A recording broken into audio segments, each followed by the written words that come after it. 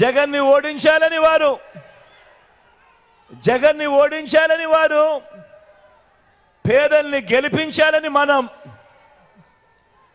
ఇంటింటి అభివృద్ధి కొనసాగించాలని మనం చేయబోతా ఉన్న ఈ పోరాటం మరో చారిత్రక విజయంతో 2024లో జరగబోయే ఈ ఎన్నికలు ఎప్పటికీ కూడా చరిత్రలో మిగిలిపోతాయని, ఈ చరిత్రలో నిలిచే ఈ యుద్ధానికి మీరంతా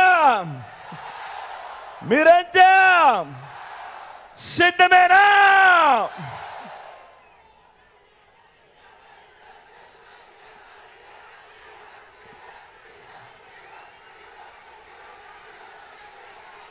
మన ఈ సిద్ధం సభలను చూసి మన ప్రత్యర్థుల గుండెల్లో రైళ్లు పరిగెత్తా ఉన్నాయి, బస్సులు పరిగెత్తా ఉన్నాయి. ఉక్రోషము, కడుపు మంట బగ్గుమని బాబు చంద్రబాబు ఆ ఉక్రోషంతో నా మీద రాళ్ళు వేయమంటా ఉన్నాడు, నన్ను దగ్ధం చేస్తానంటున్నాడు. ఇది చంద్రబాబు దత్తపుత్రుడుల వాళ్ళ వదినమ్మల ఎజెండా. దోచుకున్నది పంచుకోవటానికి కాక ఇది బాబు కూటమి ఏకైక ఎజెండా. దీనికోసం వాళ్ళకి అధికారం కావాలట, దీనికోసం అధికారాలు కావాలట.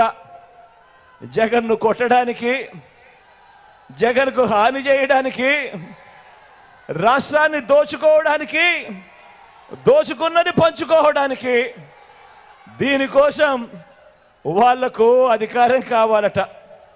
ఇంకా ఏమంటున్నారో తెలుసా వీళ్ళంతా? ఈ మధ్య బాబు ఏమంటున్నాడంటే జగన్ ఒక బచ్చా అంటున్నాడు.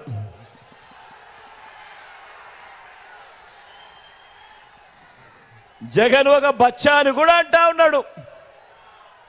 ఇలాంటి మాటలు వింటుంటేనే నాకు కొన్ని మాటలు గుర్తుకొస్తాయి. కృష్ణుడిని బచ్చా అనుకున్న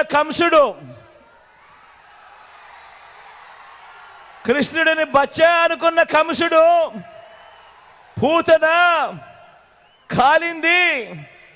ఇప్పుడు బాబు వాన్ మీద నిలబడిన ముగ్గురు మాదిరిగా ఈరోజు గుర్తుకొస్తా ఉన్నారు.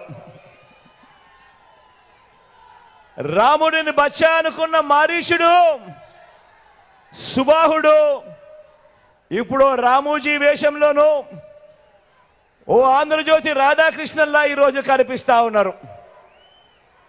హనుమంతుడిని బచ్చా అనుకున్న రావణుడు కూడా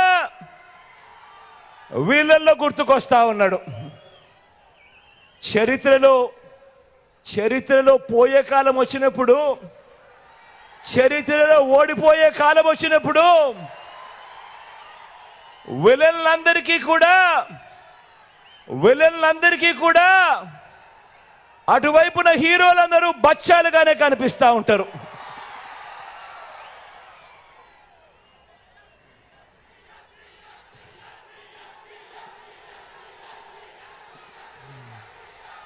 అయ్యా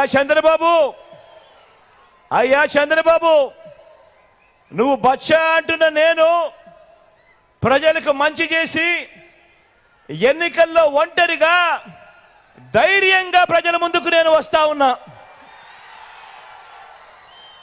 మరి 14 ఏళ్ళు సీఎంగా చేశావు కదా, మరి 3 సార్లు సీఎంగా చేశావు కదా, మరి పేదలకు నువ్వు చేసిన మంచి ఉంటే నువ్వెందుకయ్యా బచ్చాను చూసి భయపడుతూ పొత్తుల కోసం ఎగబడతా ఉన్నావు అని అడుగుతా ఉన్నా నీ చంద్రబాబును.